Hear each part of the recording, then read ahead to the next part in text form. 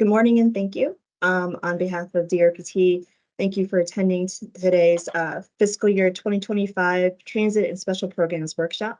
My name is Tiffany Dubinsky. I am our recently appointed Director of Transit Planning, and I'm accompanied by Dan Sonnenklar, who is one of our statewide transit planning managers. So we are going to walk through today's kind of agenda here, just as an overview about what we're going to cover today. There'll be opportunities to ask questions, but I do want to go ahead and give this opportunity to our Chief of Public Transportation, Zach Trogdon, to say a couple of opening remarks. Zach, go ahead. Good morning, Tiffany. Good morning, everybody, as well. And I want to preemptively wish everyone a happy holidays, in case we, in the hustle and bustle of things, forget to do that later. But it's certainly a busy time for everyone. And as you know, normally we hold this a little earlier, but this year does involve a new software platform that you all will be submitting your applications into. So that's certainly part of the conversation. And so we had to have this a little bit later so we could fold some of that new information into this webinar as well. But just remember, we're certainly trying to keep on with a lot of communication channels about about our new software platform, and that'll continue during the application process, which will look much different from the way it has in the past. We're certainly striving, and I hope you find through this webinar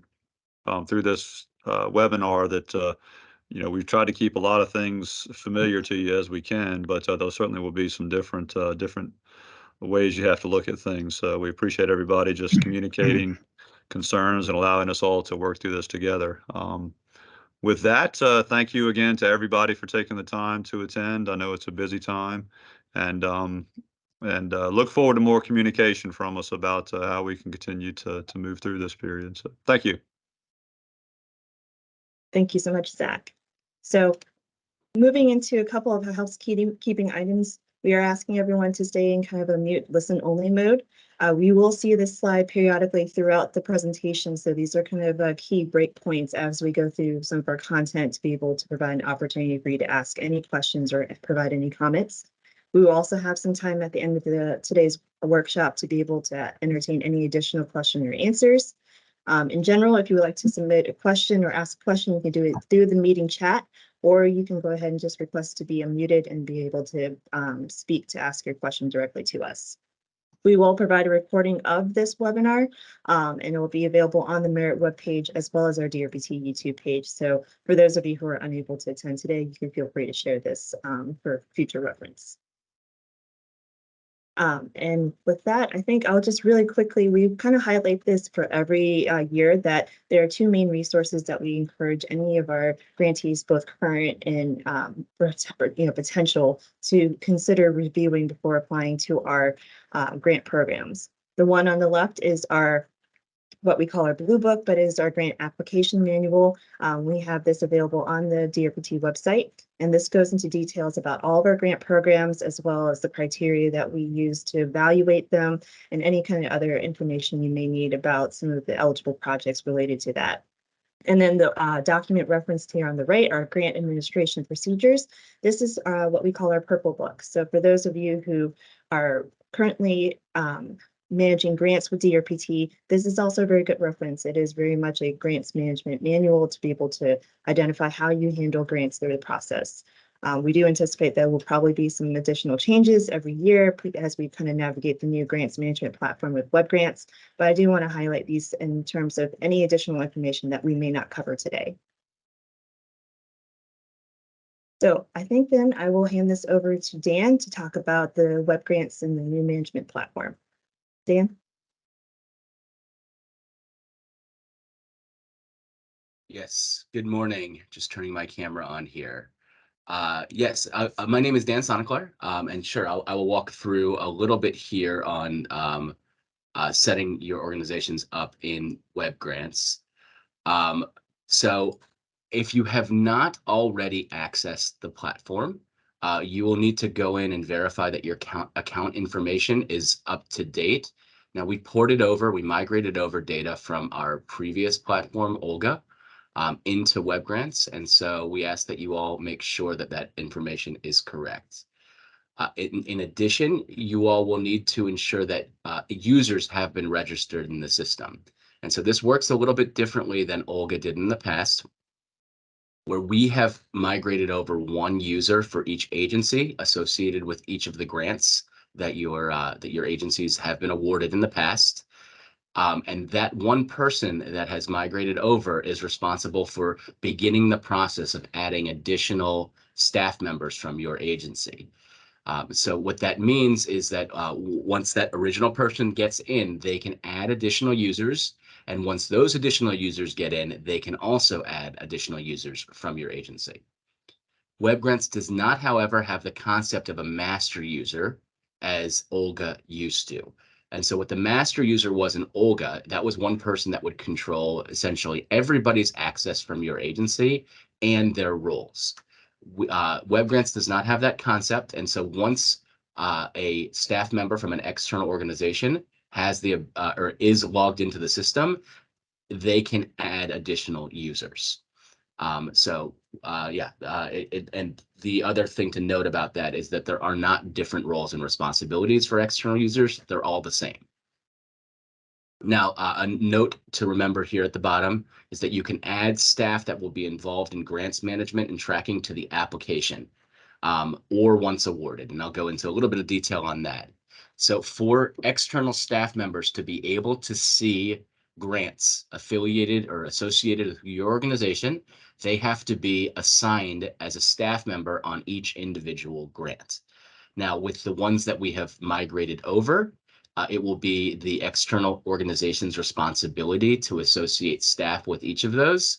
But this note here is for future applications, you can notate staff members that should be associated with grants once they become awarded projects. Again, you can do that at the application phase or once a grant is awarded. And so the note here is just that it's easier to do it at the application phase if you know that others will need to be involved in that management of that grant. So also to find applications in WebGrants, it's quite easy to find. However, the terminology in WebGrants is slightly different. And so our grant programs are referred to as funding opportunities in WebGrants. And once you log in, all externals will see funding opportunities as an option on the left-hand side of the screen.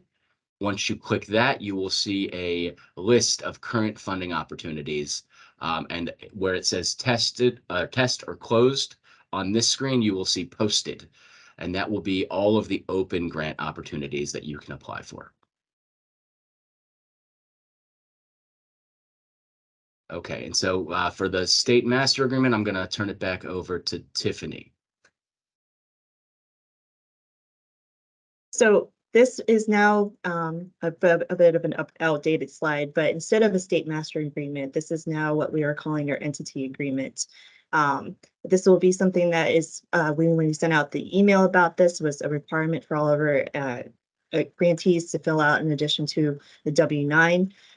But this is an agreement that ensures about you being able to receive a state funds. So this will be updated when we distribute this out to the slide. So I apologize for this error. We do have a note, and this is an outdated slide as well. And I'm checking to this a little bit, but it is going to be related to our state transportation improvement program. We do have our FY 24 through 27 document uploaded, and they are currently doing some amendments with FTA. So if you're looking for any of your information related to the federal funding on projects, and as well as a reference for your metropolitan planning organizations, you may reference this document directly. DRPG does process any STEP transactions for any of our non-MPO grantees, but if there are any questions, you may feel free to reach out to myself or to any of your program managers for additional information.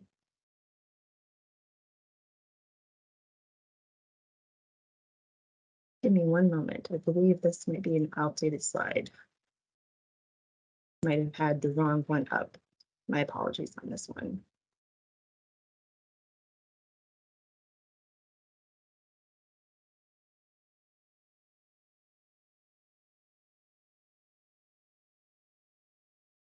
Right.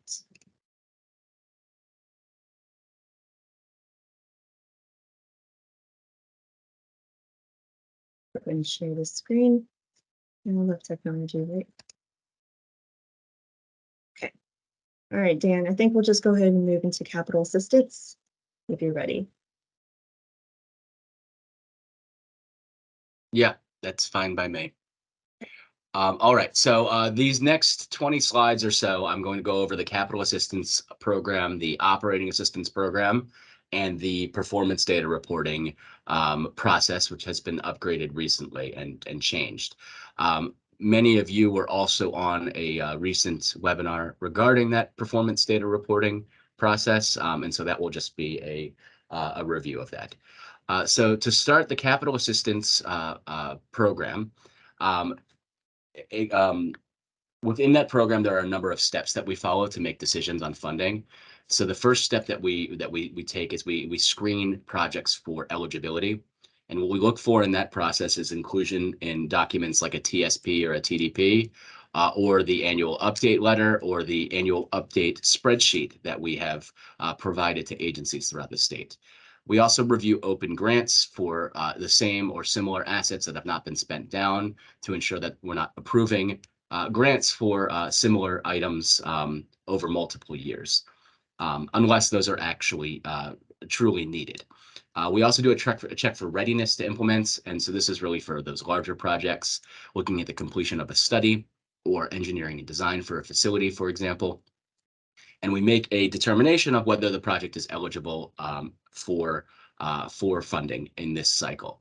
Those eligible projects are then filtered into 3 categories by project type. Those categories are state of good repair, minor enhancements, and major expansions. The projects are then scored according to our technical documentation, which we publish every year, and that is posted on the DRPT website. Also, we will produce this presentation as a PDF, and you will be able to link to that from here. Projects are then ranked according to the scoring, and funding is allocated to those that meet or exceed the scoring threshold for each category each year. And now this is dynamic. This is based on the pool of applications that come in and the funding available. And so we cannot say at any given point in time what that threshold will be until we see the full range of projects that we receive. Next slide, please. So as I mentioned, within the capital assistance program, there are 3 sub-program areas. There's state of good repair, and you can just click through and pull up all of these, minor enhancements and major expansions. And I'll speak to each one of these individually here. So state of good repair refers to capital projects or programs to replace or rehabilitate an existing asset or assets.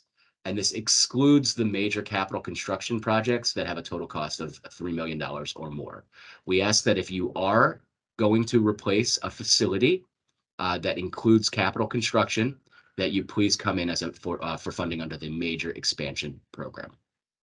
So previously in our applications, we referred to 2 different types of state of good repair projects, type 1 and type 2.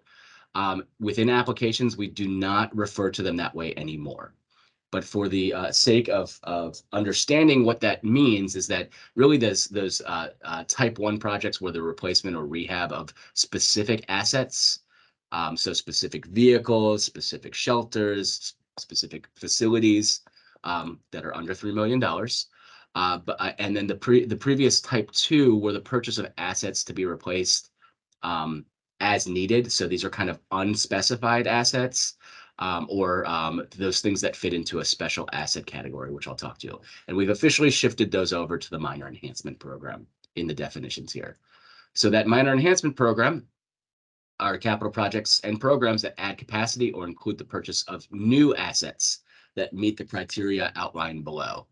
That criteria is that the cost is less than $3 million total. For expansion vehicles, that it includes less than or equal to 5 vehicles or 5% of the fleet size, whichever is greater. This is also where we evaluate all projects for engineering and design of infrastructure and facilities.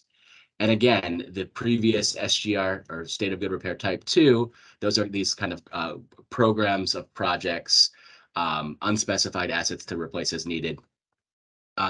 These are also in the minor enhancement category. So for those first 2, state of good repair and minor enhancements, we offer up to 68% state match on those projects. For major expansions, we offer up to 50%. And this is really the big capital projects to add, expand, or improve transit service or facilities with total project costs that are exceeding $3 million. And if it's for expansion vehicles, it would include greater than 5 vehicles or 5% of the fleet size. And this also would include all projects that include the wholesale replacement of an entire existing facility. Next slide, please. So as mentioned on the previous slide, in that minor enhancement category is where we evaluate requests for projects that would fund special asset categories. And so these are really kinds of projects where we don't have the ability to do the scoring on the state of good repair side of things. So this would be things like tools, maintenance equipment, vehicle parts or rail parts, in addition to building and facility items and fixtures. And again, those grouped assets are programs of projects that are less than $3 million. And so this one could be for a big IT overhaul of various different assets that are being replaced at once. We would consider it as a minor enhancement. In addition, in this category, we look at other capital finance strategies, which is funds that are needed for things like capital costs of contracting or debt service that has previously been approved. And so all of these should come in as minor enhancement applications. Each year, we receive a number of state of good repair applications for these items, and we simply shift them over to the minor enhancement program. Slide, thank you. So these next 2 slides just kind of break down how the state of good repair and minor enhancement projects are scored. For SGR, or state of good repair, we updated the scoring in FY24 to allow for assets to receive points earlier in their life cycle. So prior to FY24, assets began to receive points at 95% of their estimated service life or useful life for age and or mileage. Of course, mileage would only apply to vehicles. But since last year and beyond, assets will begin to receive points at 80% of their estimated service life or useful life. And so what this strategy allows us to fund projects with a just-in-time delivery in mind. So, with the 1 to 2 year lag time that it takes to have a vehicle delivered, a lot of vehicles will likely reach or surpass their useful life. And so this allows you to order them a little earlier on. Next slide, please. For both the state of good repair and minor enhancement scoring, we assign a service impact score based on the category of the project. That's more of a qualitative score. And last year, we also added a few new categories to allow for greater differentiation between the types of projects. And so I just wanted to remind you all of that here, that for example, for admin or maintenance facility projects, we now draw a line between those that support operations and those that are non-operational in character. In addition to maintenance equipment and parts, we also draw a line between those that are vehicle and vehicle support equipment versus property and facility equipment. And the idea here is that we wanted to prioritize projects that support operations and support vehicle upkeep and maintenance. In addition, we created a new category for those capital finance strategies that I mentioned, because prior to this, they didn't really fit very well into any of our existing categories. And so what happens with a SGR project is that it gets one asset condition score based on its useful life compared to, its actual age and mileage compared to useful life. And then it gets a second score for service impact, depending on the category of the items that are being purchased or replaced. For minor enhancements, they just get assigned these qualitative points that are associated with the category that they fall into. Next slide, please. So there was a change also this year for major capital projects, specifically those that include capital construction.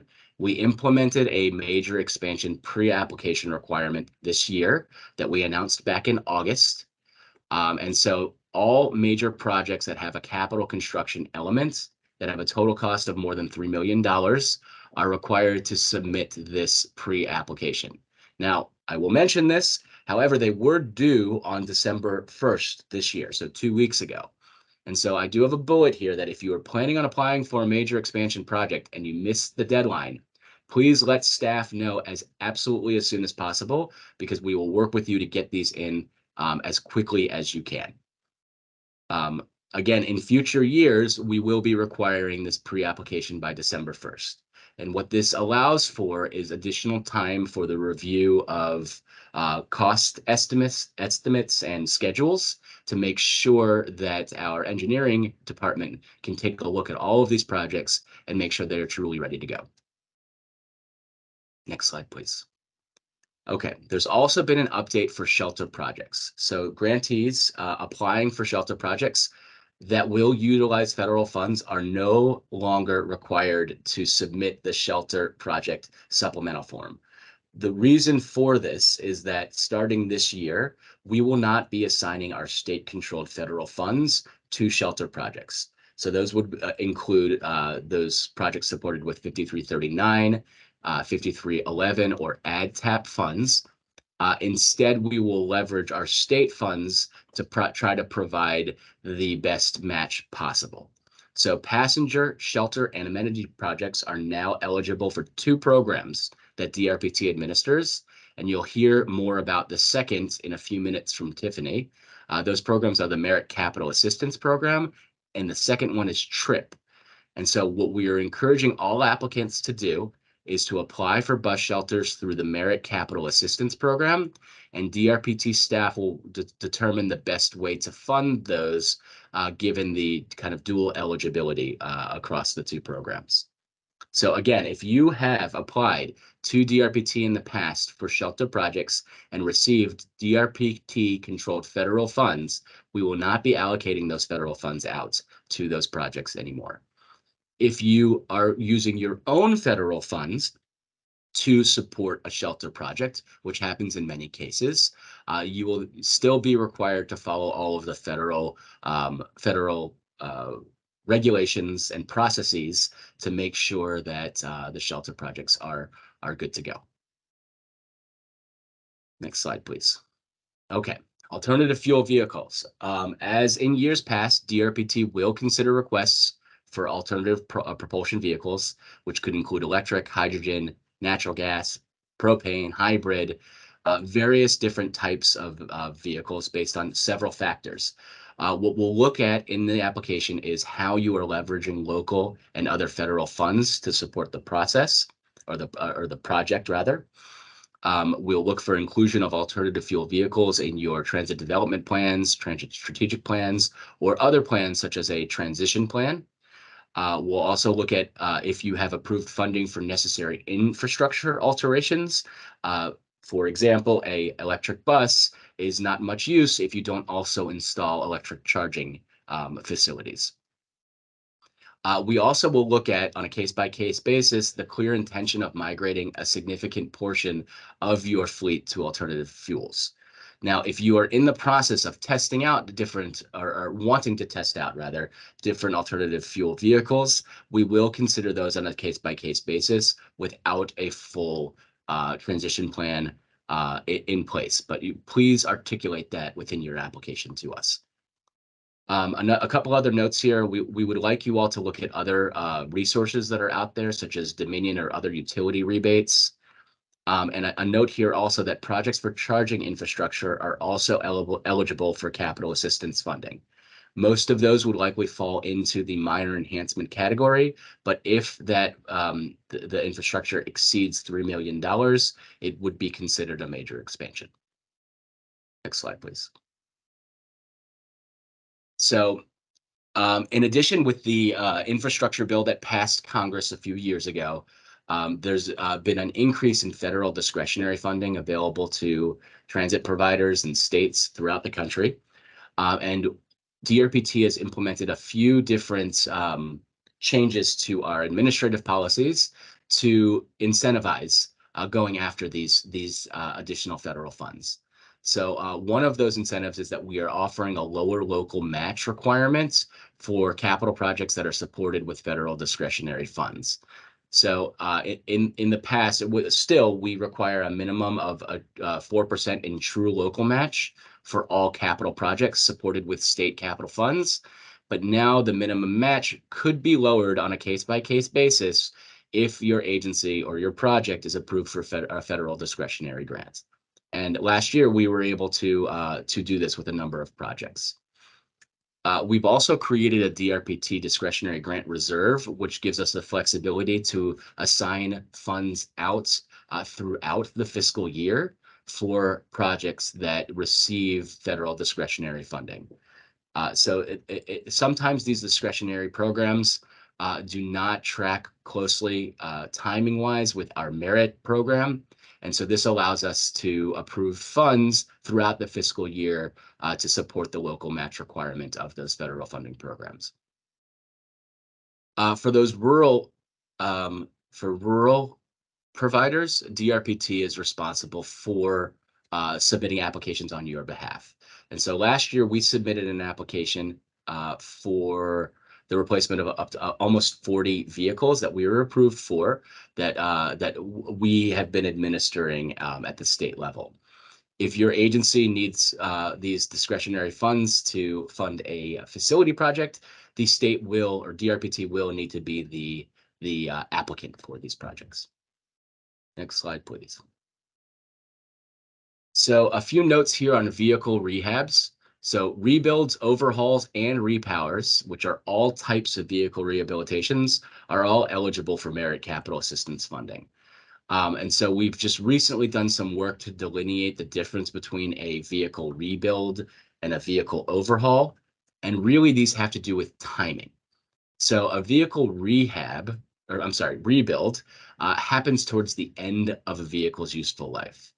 And they usually, in FTA's mind, if it is an FTA funded asset, they would require an extension of estimated service life with FTA and with DRPT of 4 years or 100,000 miles. Repowers that are not part of a rebuild, repowers that are also part of that rebuild also require that ESL extension or useful life extension. So when applying for these, we would like to see documentation of the plan modifications. And then once those modifications are complete, Trans-Am should be updated to reflect the new useful life of the vehicle. Vehicle overhauls, on the other hand, happen earlier in the vehicle's useful life, so towards the middle of their useful life, and they do not require an extension of ESL or useful life with DRPT and FTA. Similarly, repowers that are part of that do not require that extension of useful life.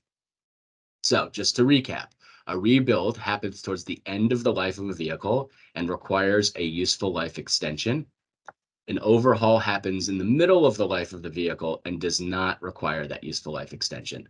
And so when applying for these kinds of projects, we ask that you please clearly delineate what kind of project you are going after. In addition to these two definitions, DRPT will also fund parts and maintenance of these vehicles.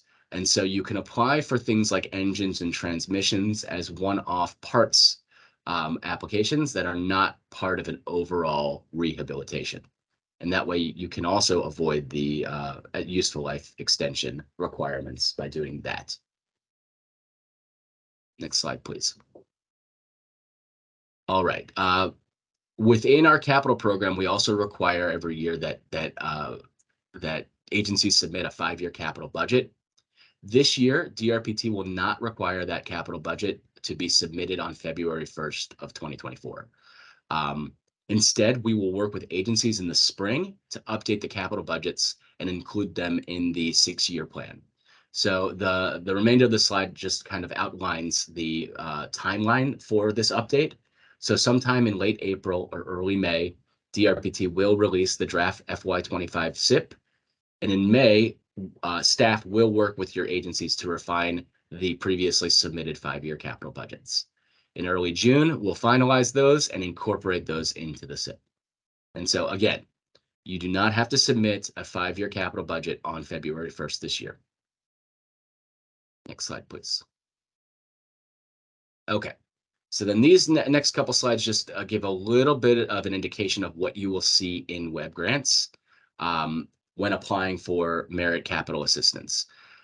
In the past, there was just one capital assistance application. Now in web grants, we have 4 separate funding opportunities, and those are spelled out here. There's the merit capital assistance major expansions, minor enhancements, and then there's 2 state of good repair options, one for vehicles and one for other items. And we split it up this way to be a little bit more intuitive for the user, also based on some of the parameters that web grants provides to collect different levels of data for each of these sub-program areas. And so you will need to select the correct one of these when you go into web grants and start developing your applications. Next slide, please. Now, one note here is that once you do get into the application and start entering data, you will see at the top very clearly in blue writing or blue font, the definition of the kinds of projects that fit into that sub-program area.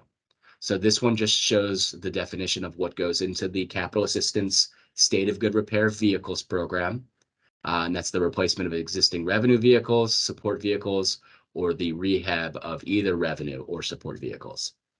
And so you'll see something similar to this for all 4 of those opportunities. Next slide, please. All right, I will continue through to operating assistance and we'll take a break at the end of these slides for questions. All right, so the DRPT, the Merit Operating Assistance Program, provides funding for eligible operating expenses for all modes of public transportation services throughout the state.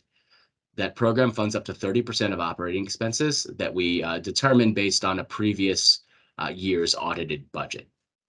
The performance-based formula that we run our allocation through is used to determine the specific allocation of operating assistance to each agency throughout the state.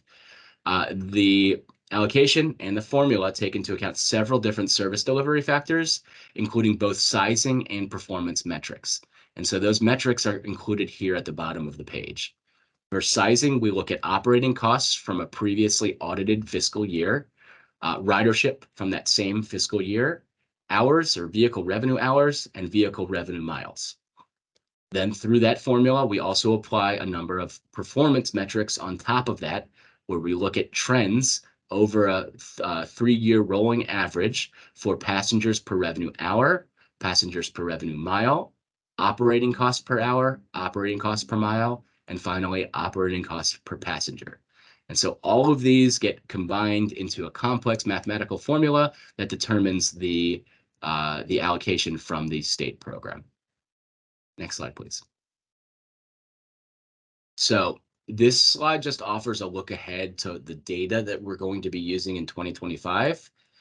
So back in FY21 through FY23, DRPT made a strategic decision to carry forward performance data from the fiscal year 21 cycle in order to mitigate some of those negative impacts that were caused by the COVID-19 pandemic on ridership and other kinds of agency-wide performance metrics. Last year in 2024, or FY24 rather, DRPT went back to using the up-to-date sizing and performance metrics. And in FY25, so this upcoming cycle, we'll use up-to-date performance metrics as well. So that will include the FY23 audited operating expenses, and then the FY19, 21, 22, and 23 audited ridership, vehicle revenue hours, and vehicle revenue miles. You may notice that those 4 years do not include FY20, and it's because that was the year that was really highly impacted by the pandemic, and the financial data associated with that year was really all over the place due to increased federal funding through programs like CARES and ARPA and other things like that. Thank you.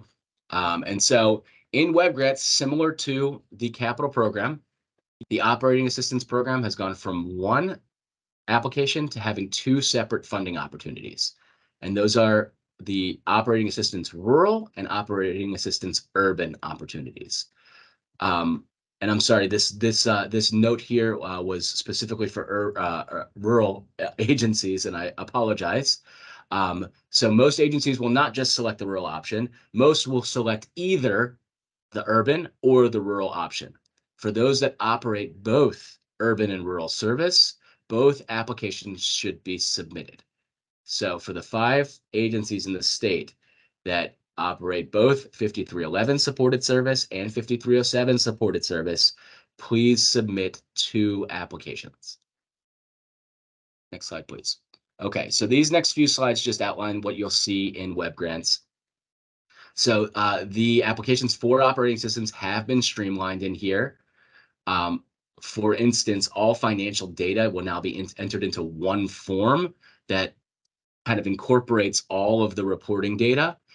In the past, I think there was 3 or 4 separate tabs that you had to click through to submit all the information.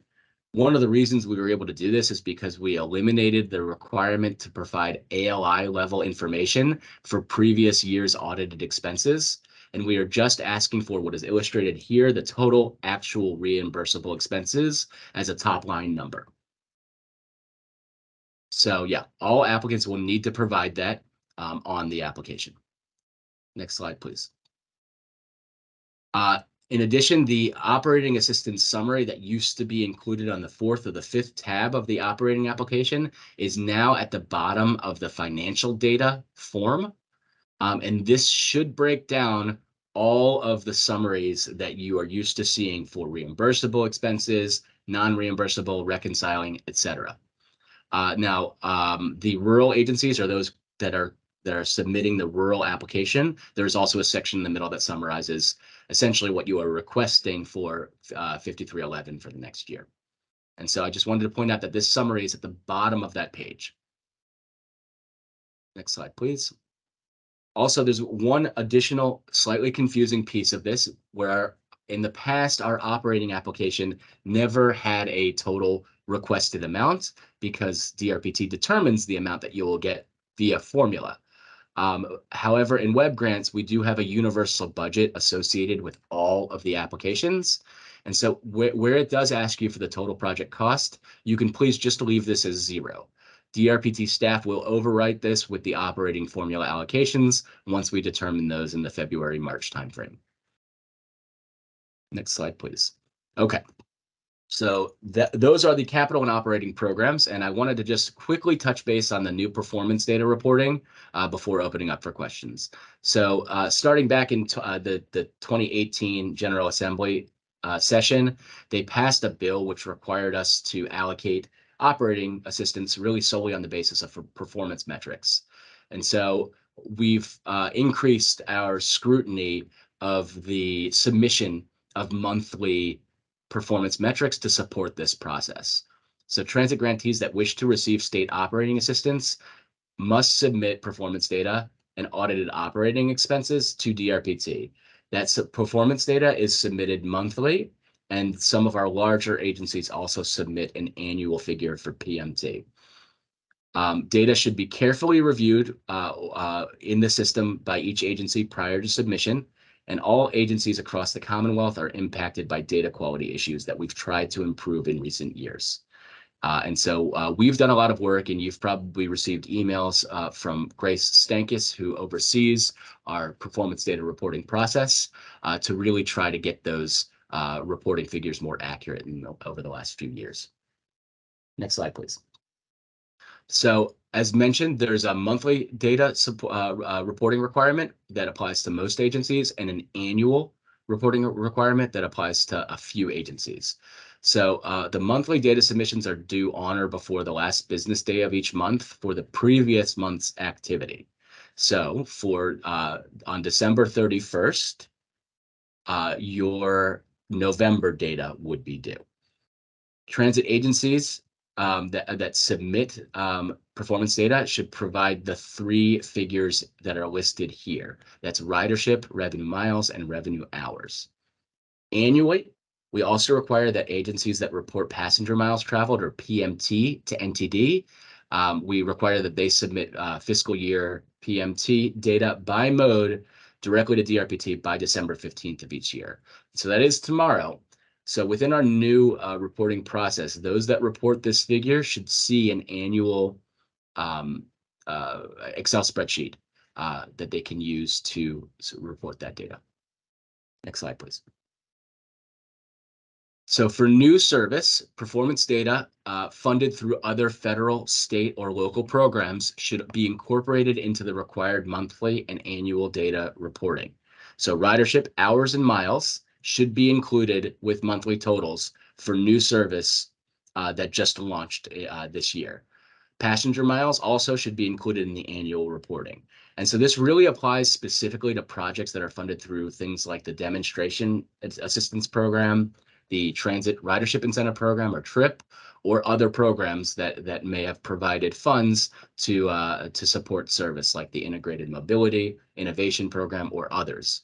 And so this is just a note that if your agency is operating service, no matter how it's funded, that data should be reported on a monthly basis and in the annual reporting.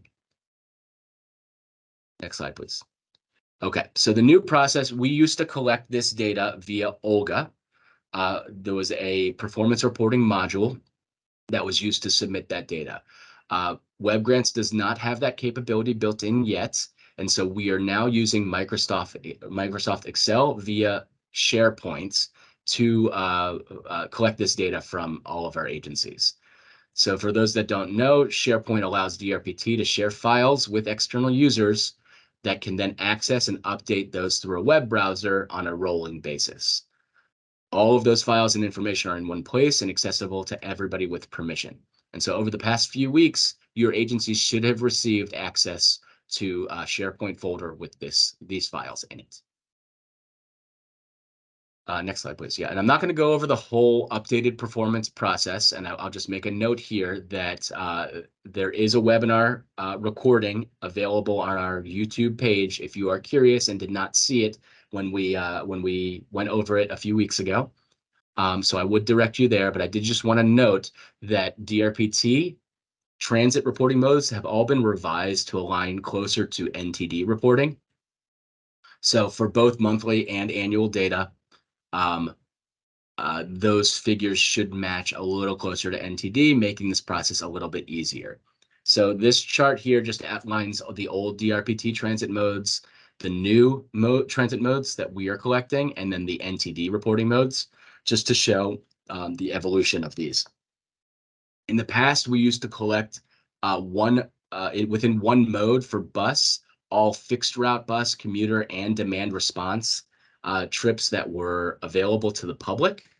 We have now split those up. So we are requesting bus fixed route, bus commuter, bus rapid transit, and then demand response public to all be reported separately.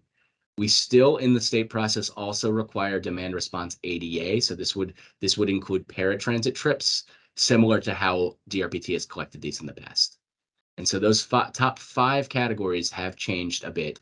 And if you want more information on that, I would direct you towards that webinar that we hosted. The bottom 4 modes have not changed. Light rail, heavy rail, commuter rail, and ferry boat have all remained the same and have always been consistent with NTD reporting. Next slide, please. Great. All right. So I know that was a lot of information on the capital operating and operating programs, along with our performance reporting requirements. But I'll pause here and see if you all have any questions for me. And I'll just note, again, I apologize for some of the errors in this presentation. We'll make sure to send out a clean version when we have follow-up for today's webinar. I do also want to note that if there are any additional questions about WebGrants, we do want to direct you to the DRPT website. We do have a dedicated web page that has both demonstration videos and written guidance on some of the key features for using WebGrants. I think we also hosted a webinar kind of about that, but there's also an office hours link available. So please direct those kind of questions about WebGrants to the office hours or to the associated email. And with that, I believe Miriam also mentioned that if you have a question, you can either use the chat box or you can raise your hand and we can go ahead and call on you.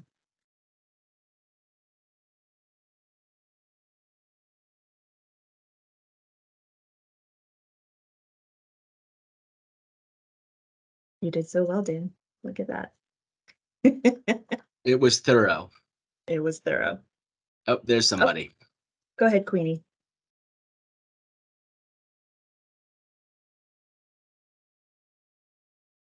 She might be on mute.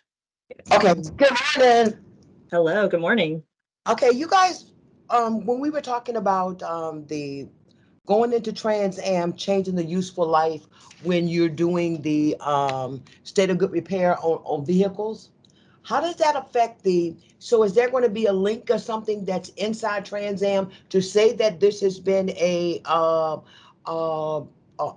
overhaul, which is going to change the useful life along with the mileage? So within Trans Am, you can update the useful life, or I think we refer to it in there as ESL, estimated service life, for individual vehicles. You will only need to really do this in the case that your agency goes after a rebuild, which Right. happens towards the end of the useful life. So this would be, say, for a 12-year vehicle, if you're doing a rebuild at 11 years or 10 years, that's when we would ask that you extend the useful life of those. So if your agency is going after that, then yes, you will be able to go into Trans Am and update that. Now, there's not a link, but you will also need to update that with FTA. Got you. Okay. Okay. And I have one more question. We were supposed to submit I'm not sure, it may have been done, but I wasn't on it, as far as the new W-9 form, and you mentioned an annual updated letter. What exactly is that? The new W-9 form is associated with being in compliance in the new web grant system. So Okay. there are two forms that we're asking people to fill out. That's the new W-9, and there's an entity level agreement that's essentially just a form that needs to be signed by an executive that allows access to the web grant system. The Okay. annual update letter has been actually replaced by a separate process, which is an annual update spreadsheet that I believe Tiffany is going to speak to in a little more detail in a little while. Okay. All right. Thank you. Thank you. Are there any other questions before I move forward? Oh, I believe there are a couple that are coming in the chat. I'm going to go ahead and read Matthew's first. Is there a how-to on adding, associating other staff members to current open grants in order that all users has access to the same info? And I believe we did talk about that initially with the web grants. There is a guide that it does talk about adding users in organizations. And then there's a section that does refer to managing users related to current grants. I think that either Dan or another staff can drop the link to the DRPT Web Grants website, and then you can be able to find that information there. We do also provide a demonstration video, so hopefully that will be of use to you. And Yeah, then, I just go dropped ahead. it in there. Perfect. And then Caitlin, I'll go ahead and answer your question. So for demonstration, project assistance, type 1 new service. Is there a timeline on the grant and funds? For example, technical assistance grants are for 1 year, beginning July 1st and ending June 30th. I'll be glad to talk about that when I cover the demonstration program in just about a few minutes. So I'll hold off on answering that. And then if you have additional questions, you can feel free to ask.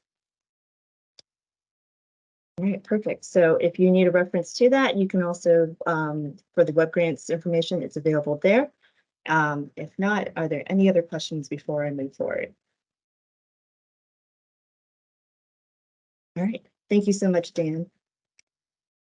So as I mentioned, I will be kind of covering our special programs. So under the merit program or grant program system, Dan covers a lot of the capital and operating assistance, and I provide the oversight for our special programs.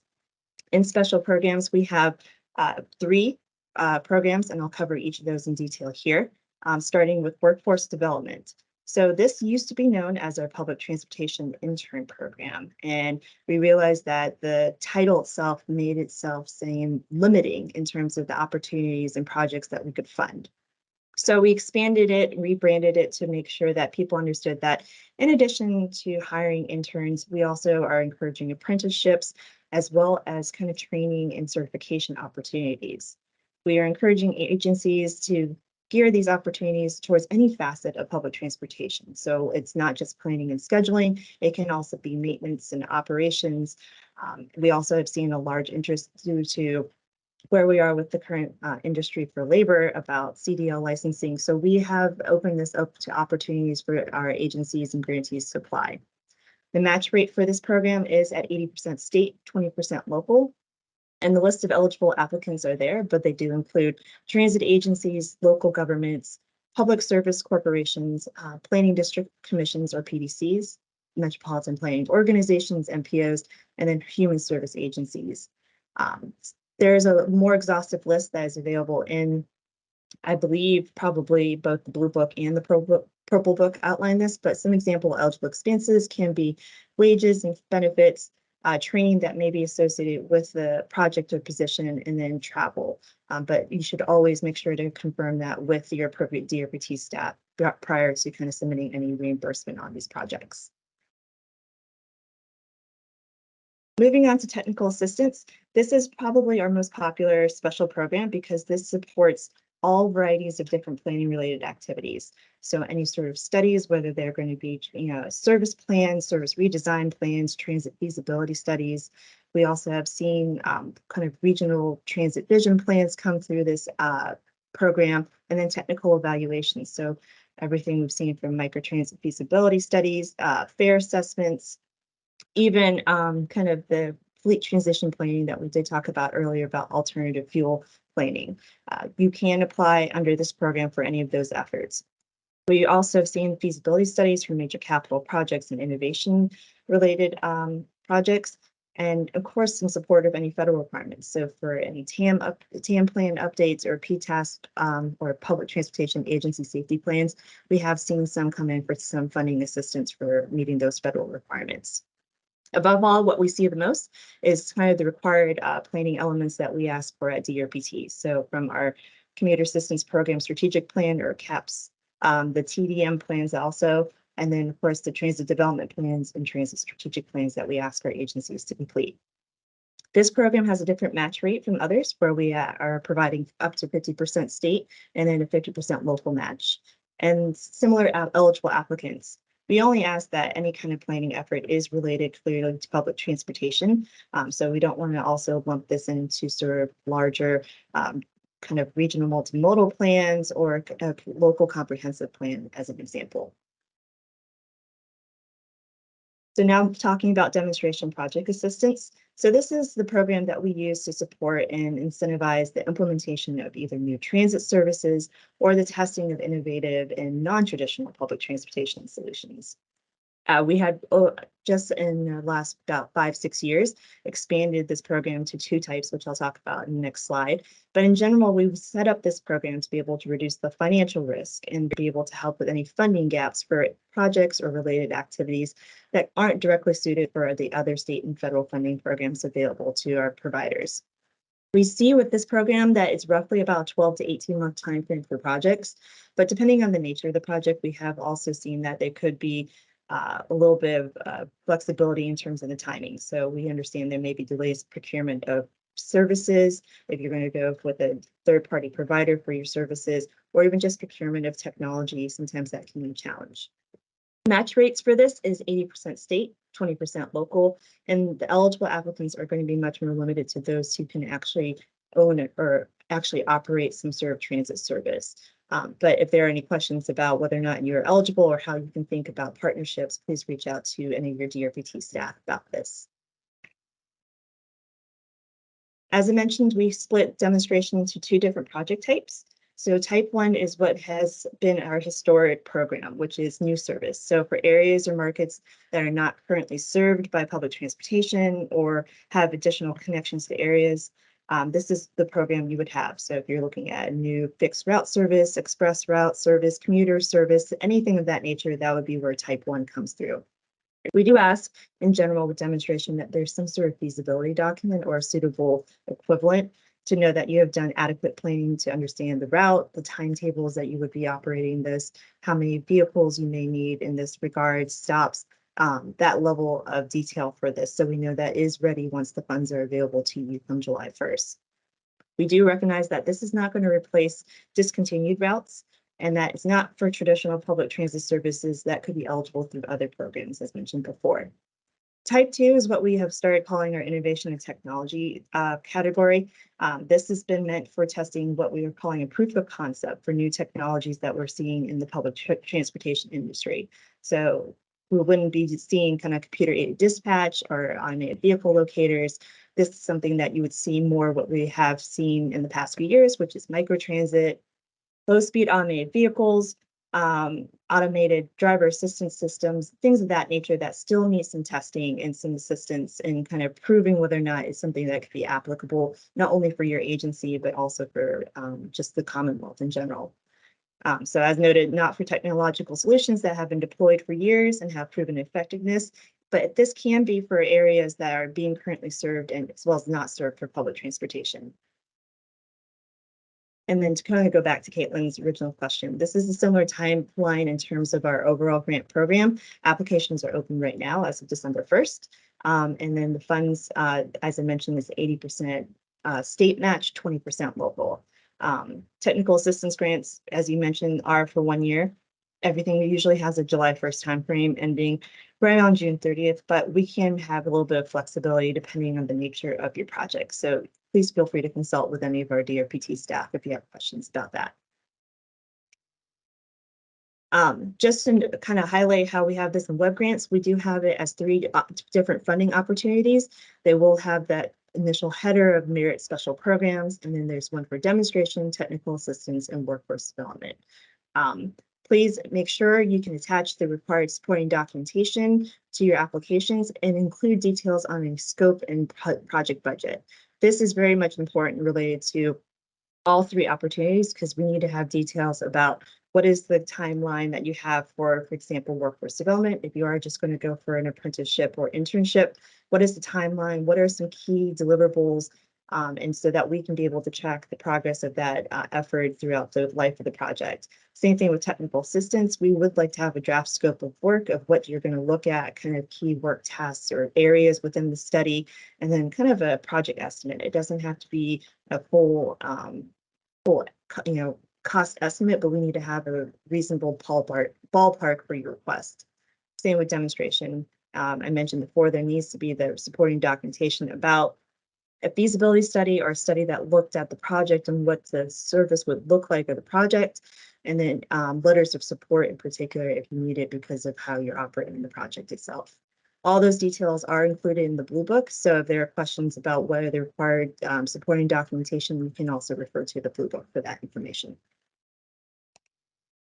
And then similar to how we had in previous applications, both through Olga and then during our year where we had a manual format, there are fillable fields for all the descriptions because the special programs applications are more narrative by nature. So there will be appropriate sections to be able to upload, draft scopes of work, as well as putting a description about your project, as well as whether or not it's a readiness component and other details. I'm going to go ahead and then just continue through to talk about the Transit Ridership Incentive Program, or TRIP. You heard Dan talk about a little bit related to shelters and a couple other elements in capital. And so I'll delve a little bit into this program. So TRIP was created as part of the 2020 Transportation Omnibus Bill. And originally it started with 2 project categories: zero and reduced fare and regional connectivity, many of which you are familiar with. We did introduce in 2023 with the General Assembly, they approved 2 new eligible project categories. We are calling those TRIP Public Safety and then TRIP Passenger Amenities.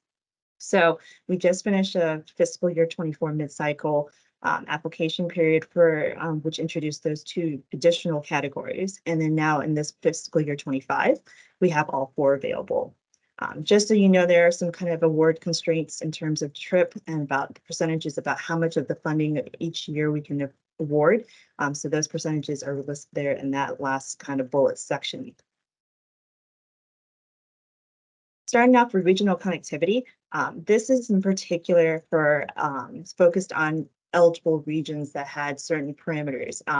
The eligible project types, though, can be anything about development and improvement of regionally significant transit routes, creation of finance subsidy models, deployment of integrated fare collection, and then addition of bus-only lanes in terms of transit prioritization on regionally significant corridors. The recipients or eligible applicants for this program are limited to those that are indicated on this map. And there is also additional information on the DRPT website. There is a section or a webpage on TRIP. But in general, it is for any kind of public service corporations that serve urbanized areas with populations in excess of 100,000, as well as transportation district commissions, local governments, and then private nonprofit transit providers. This project category has a funding duration of up to 5 years and has a step-down model that reduces the funding that the state provides for the project over that 5-year period. Moving on to zero fare and low income. This is pretty self-explanatory in the title, but eligible project types can include subsidized or fully free passes to low-income populations, the elimination of fares on high-capacity corridors, so you're establishing what we would say zero fare zones, deployment of an entirely zero fare system, and then fare policy planning. Eligible recipients are going to be the same, but there is no population threshold, so this is available to anyone within the Commonwealth. This has a lower funding duration, so this is up to 3 years. And then in particular, for those who are doing a system-wide zero fare project, you have to commit to an additional 4th year where it's 100% local dollars and 0% state subsidizing in order to continue to see that this would be something that you can sustain outside of any kind of state funding on the effort. Now moving into one of the new project categories. So this is what we have called public safety. And this is geared towards project types that are about programming and training. So a little bit of a complement to our workforce development grant program, public safety planning and then equipment. And in particular, this is something that can be related to purchase and installation of lighting, cameras, emergency help buttons and call boxes, implementation of ITS systems designed to improve the safety of the transit system, and then any other equipment that directly improves actual or perceived safety of riders, operators, and other transit employees. We want to note this is really much more of a public facing rather than kind of the internal facing safety components. So we want to insist in terms of keeping your operators safe within kind of a maintenance facility, but more about gates and fencing of your facilities as an example. Eligible recipients are transit providers who receive state operating assistance, MPOs, PDCs, or other statewide and or regional bodies. This is a 1 year, up to 1 year funding duration because it is focused mostly on capital projects. And we ask that if you have a project that is greater than 3 million, that you were interested in applying for this in this category, we would ask you submit this through Merit Capital as a major expansion project so that we can evaluate it appropriately. Same in the same regard we talked about with shelter, we would be able to determine how we best fund those projects, whether it would be through Merit Capital or TRIP based off of the eligibility and the available funding that we have for that year. And then passenger amenities.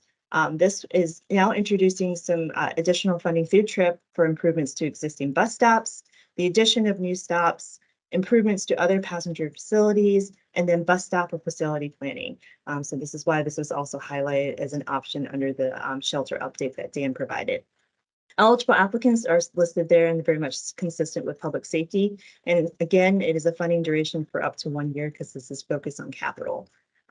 Projects that, again, if you are asking for more than 3 million through TRIP, we do encourage you to apply through Merit Capital under major expansion so that we can evaluate what's the appropriate program to use for funding based off of what we have available in eligibility criteria. For TRIP, there are going to be 4 funding opportunities, one for each program category and web grants. So just wanted to highlight that. If you're looking for the funding opportunity, they all will have the initial headers that say Transit Ridership Incentive Program. And then you can see there that it's for each category, you're going to submit the application. Please make sure you review the application guidelines before you submit. They are available on the TRIP webpage. And then you may also visit the webpage for further information about the categories and eligible projects. But I have also thrown out our program manager for this project and their contact information if you would like to reach out directly to ask questions. So really quickly, I'm going to go through some other elements here. So those MPOs who have stuck with the workshop today for 5303, we have opened up early our fiscal year 25 grant applications. They are still due May 1st. So we do acknowledge that, as always with the timing, it is a little bit of a challenge to get your draft UPWP in with your application. But we wanted to give some ample time to be able to have you set up in WebGrants and get familiar with the application format and be able to address any questions ahead of when you're applying for funds.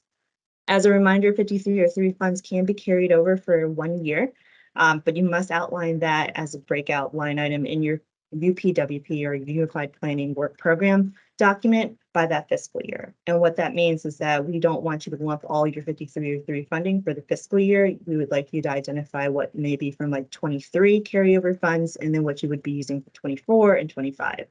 So that way you can appropriately track how you're spending down your appropriate grant funds for 5303. There is additional information in the blue book and the purple book, so please refer to that or reach out to any of the transit planners if you have additional questions on that. And then kind of going to TDPs and TSPs. So to answer the question that Queenie had brought up earlier, we introduced last year to the TSDAP a couple of updates to how we are addressing our transit strategic plans as well as our transit development plans. So we introduced and CTB approved this some modifications. One is that instead of doing updates that would be considered what we call major, we decided to update this to minor. So it just can be updates to demographic information, but you do not need to do a major overhaul when it comes to TSP. In general, we also updated our annual update. So in years past, we had done a letter submission, but we realized that there were some issues with how we were receiving information and some difficulties for some of our agencies to generate information for the letter, and then the timeliness of submission, which impacted how we could evaluate all of your grant applications in that cycle.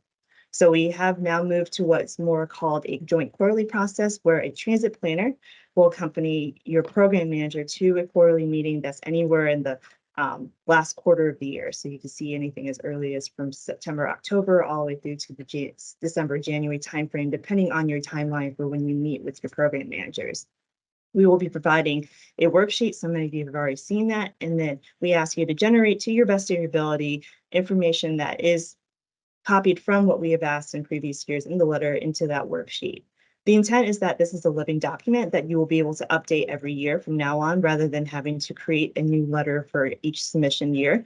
And then it also gives you an opportunity through the joint quarterly meeting to get more specialized technical assistance, because typically you do not have a planning staff that accompanies to the quarterly meeting. So if there are questions about anything that's on the planning side, so if you're anticipating electrification, you're looking at maybe thinking about a zero fare program, you might want to do some feasibility studies related to microtransit or another specialized transportation option.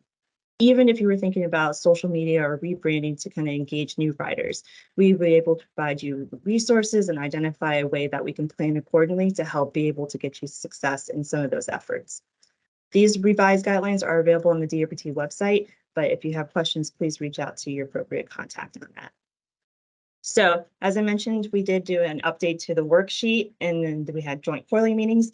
These are required to be completed by January 2024. But if there are issues in terms of timing, or if you have questions, please reach out to us and we can work with you in being able to accommodate that deadline.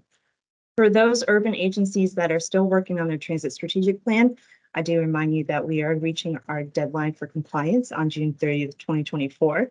So please make sure that as you are finishing up the work on development, if you're still working on that initial document, that you have adequate time to make sure that it's been approved and vetted by your appropriate board or committee, so that they can make sure that the approvals are in place, that we have the TSP before that deadline. And it does impact whether or not you can receive funding from us if you are not in compliance. And as always, I mentioned this under technical assistance, but if you are due for your transit development plan or transit strategic plan update, we encourage you to apply through technical assistance. We also do have other programs and funding if it's available that we can be able to route, but in order to record those requests, we ask you to come through technical assistance. We understand that sometimes that it may be a bit of a burden to be able to administer an update or be able to manage consultant work or even just find the funding for it. So please, we encourage you to reach out to us if there are any concerns on trying to be in compliance for the TDP or TSPs. I will take a pause there because I did cover a lot related to special programs, related to TRIP, as well as our 5303 and TDP and TSP elements. So I will go ahead and open it up for any questions. Feel free to use the chat or you can raise your hand and we can call on you.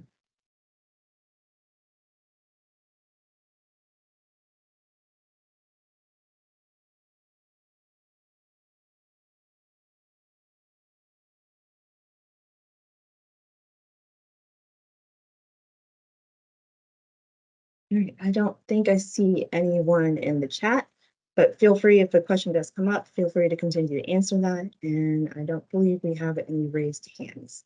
So I will continue forward. So we just wanted to provide a couple of updates on ongoing initiatives here with DRPT. I believe last year we did introduce that we were going to start an effort at the state level, sort of a resource guide for our transit agencies that may be contemplating either electrification or alternative fuel propulsion for their fleet.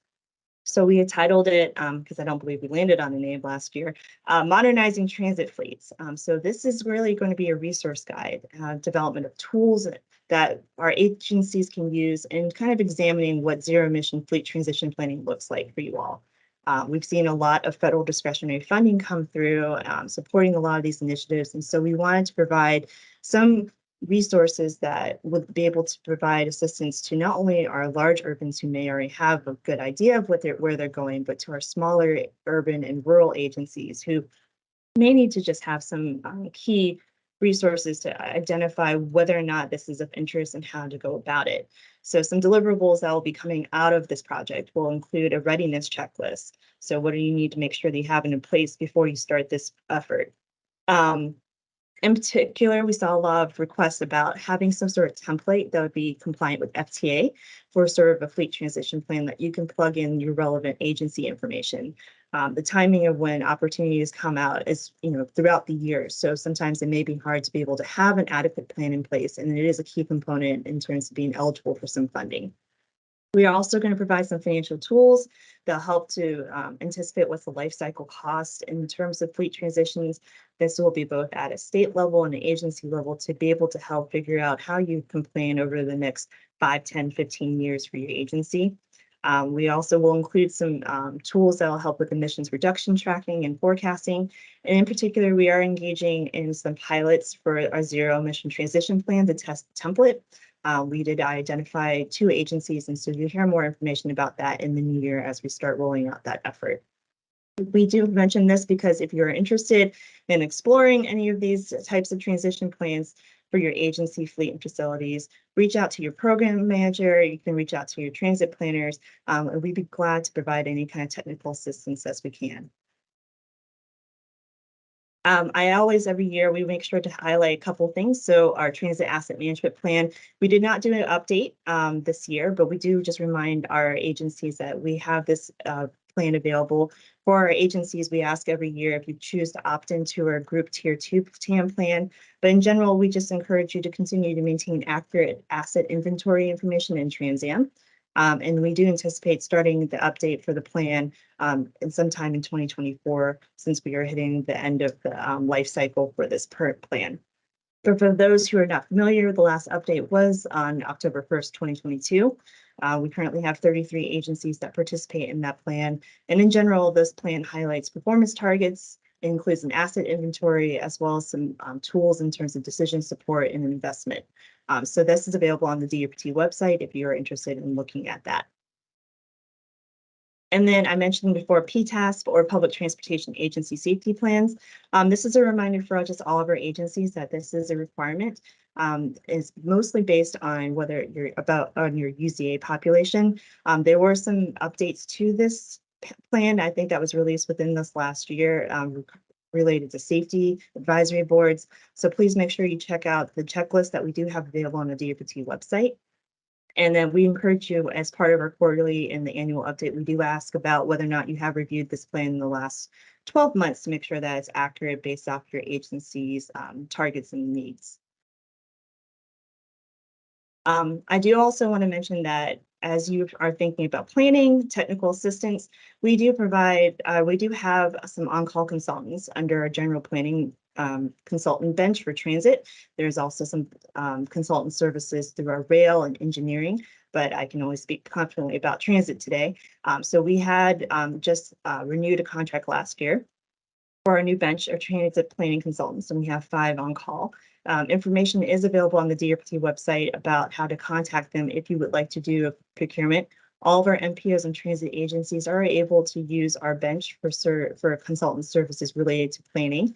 So if you do have a feasibility study and you do come in for technical assistance, you may opt, instead of doing a larger competitive procurement for consultant services, to just reach out to our bench, and they will be able to provide a proposal response to you within usually about 10 business days, we have seen. We do also kind of note that there is a requirement that if you are going to use our bench, we have prompt pay requirements. So we just make sure that our subcontractors that are under our prime contractors are being paid. So any agencies that may issue task orders to our bench or use federal funds to offset the contractor costs, and they do include subcontractors on the project, are required by FTA to receive subcontractor prompt payment forms. This is available through our website, but also through DRPT if you have questions about this. But we just want to make sure that we certify that the prime consultant are paying their subs within 30 days of receiving payment from the administrating agency. And that applies both whether it's DRPT administrated or if it's the agency doing project administration. And now, to wrap everything up, we provide kind of like a calendar for major milestones to kind of recap things as we head into the next 6-year improvement program. So as we mentioned, we opened applications December 1st. We also launched WebGrants, our new grants management platform. Dan did mention when he was discussing about performance data reporting that the FY23 PMT data is due to DRPT by December 15th, so tomorrow. And then other milestones heading into the new year. So the Trans-Am data asset updates are due January 15th, 2024. This is also related to our annual planning update. January 15th is usually a milestone, but I did adjust it to January 20th. But please communicate if you can't submit that worksheet to us. And then we do still have our application due date on February 1st. We did kind of cover this a little bit in the beginning, but just as timeline, we are always anticipating having our draft 6-year improvement program available in April for presentation to the Commonwealth Transportation Board. And then, as Dan mentioned about the capital budgets, they're no longer due February 1st. You will have additional time heading into about late April, early May to be able to submit that to us. Our 6-year improvement program go through public hearings in conjunction with VDOT's 6-year improvement program. That goes anywhere within late April, early May. And then our 5303 applications, as I mentioned, are due May 1st. As you move forward through the months of May into June, we usually expect CTB approval of our final 6-year improvement program. And then come July 1st, that's when our new fiscal year begins, and awards for this grant application cycle will become available. And then that last date there, July 15th, is when the next Trans-Am asset data update is due to DRPT. So a lot of dates added to the calendar, but if there are any questions, you are always welcome to reach out to DRPT and we'll be able to provide you those updates. And then just to round it all out, again, application guidance. There's always assistance available. We are always at hand. If not us, there's always someone that's going to be available to answer your questions. So please do not hesitate to reach out to any of your DRPT contacts. We mentioned in the beginning, there are 2 really key guidance documents that we encourage all grantees to review. The Blue Book, which is our grant application manual that goes into further detail about all of our grant programs, and then the Purple Book. So if you have questions about what happens once you get a grant, this is where we encourage people to start reviewing through in terms of reimbursements, management of the grants itself, and just questions about how we do things on our side with DRPT. But your best resource, the institutional knowledge, is your program manager. And then if there are questions, this is contact information for all the leadership for our public transportation team. You heard from Zach Trogdon, who's our chief this morning, earlier. It's already been about an hour and a half, but he gave those opening remarks. If you have questions about our commuter programs, Chris Arabia is your best contact. For Northern Virginia agencies, I'm sure many of you are already familiar with Todd Horsley. Grant Sparks, who was our former Director of Transit Planning, he has now taken the Director of Statewide Transit Programs after Neil Sherman's retirement, and now I am your Director of Transit Planning. So you are welcome to always reach out to any of us if you have questions on related activities to today. And with that, I can go ahead and just open it up now to general questions and answers. If anything else came up, or if you have any other questions that we can answer with you. I believe we have at least a good another 5 minutes or so.